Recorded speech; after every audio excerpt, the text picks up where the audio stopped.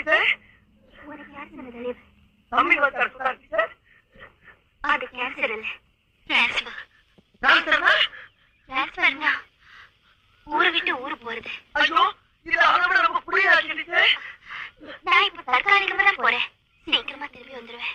Teacher, என் மனசை பத்தி சொல்றேன் டீச்சர். என் மனசுக்குள்ள கட்டி வச்சிருந்த மண் போட்டைய உங்க அழகான